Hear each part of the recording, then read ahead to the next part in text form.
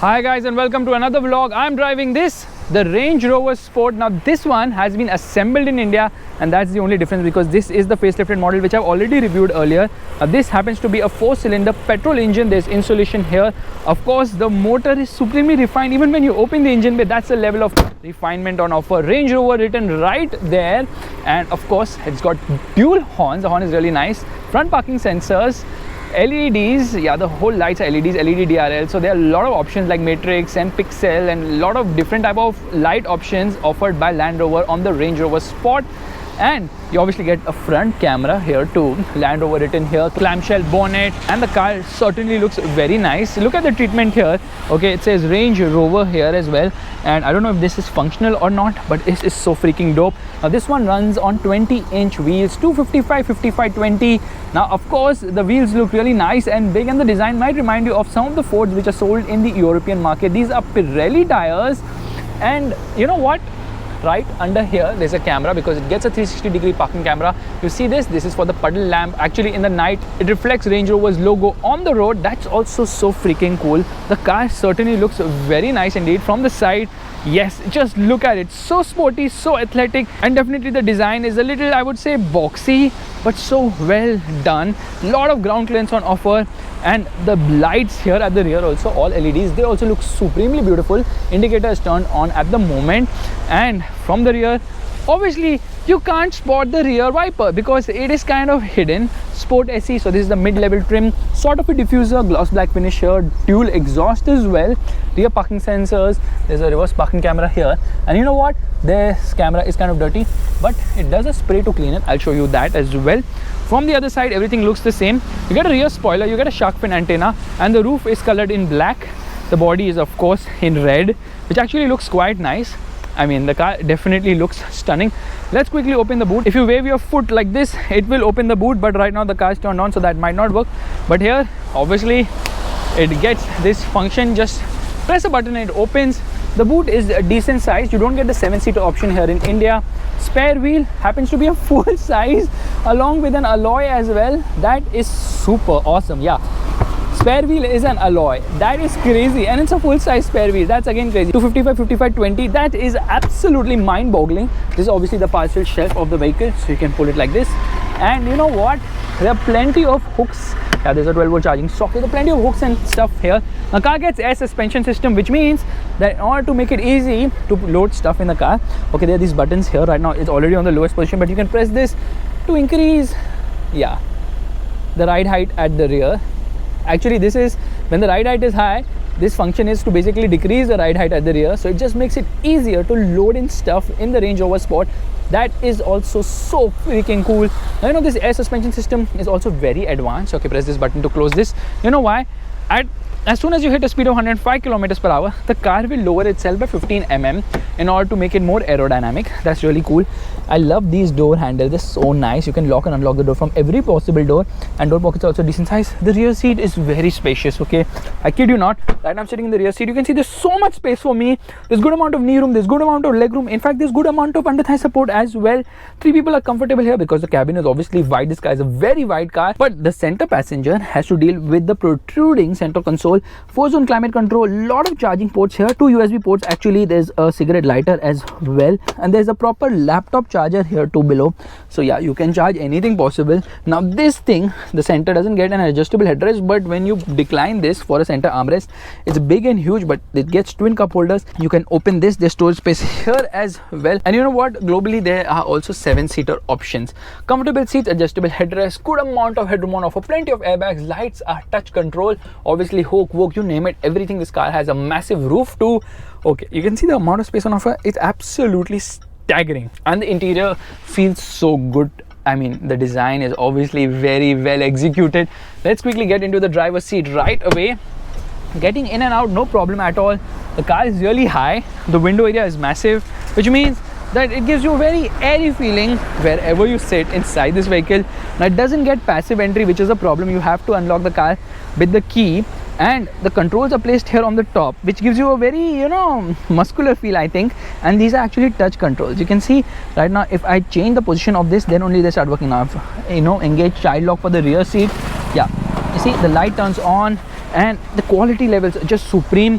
Multiple adjustments for the driver's seat, obviously electric adjust, same as the case for the co-driver seat as well, electric adjust. And you know, I didn't show you one thing, but you know, you can actually recline the seat for added comfort. Yeah, so this is like an upright position, you can recline it further. And in higher models you also get screens here, and there's space to keep stuff here too. Slightly scooped out seat bag, magazine holders, you name it, the Range Rover Sport is equipped with everything and more. Okay, you don't get inside the car by trying to scramble in, you walk into it. And I'm sorry, I took it off-roading, so it's a little dirty here, but you can see there's a big dead pedal here. This is to open the boot, and this is obviously to increase or decrease the intensity of the instrument cluster. But you know what's the cool trick here? The cool trick happens to be the fact that you can actually adjust the angle of the screen, so it gets dual screen. So right now let me just change the angle of the screen here. Yep, you can actually change the angle of the screen, and you can also decide what kind of display you want. So multiple displays, it gets dual 10-inch screens, which is known as the Touch Pro Duo. This one is for the infotainment system, which is for the audio, navigation, as well as the phone. Meanwhile, the lower display is for the car controls, which is for the air conditioning as well as the vehicle settings. Off-road mode, so you can decide eco, this is the drive mode. You can get into grass, gravel, snow program. Then there's obviously the mud ruts program and also the sand program. So you know, you can just get into all the settings from here itself. Meanwhile, this is to get into 4x4 mode. This is for turning on and off the stop start system. This is to get into climate control system. I mean, everything is nice and all, but it's a little bit distracting when you're driving the car, and I love these controls. I mean, this is so cool. If you want to change the fan speed, you can do it like that as well. Now this might remind you of a certain Tata car, but yeah, this actually comes from Jaguar Land Rover. Twin cup holders here. There's a place for the key as well. Below here there's space to keep stuff. Below here there's a massive storage bin, twin USB ports, micro SD slot, along with a charging socket. Multiple charging sockets. There's so many charging sockets inside this car. Electronic handbrake. This is to decrease the ride height, this is to increase the ride height. So it's saying normal height selected.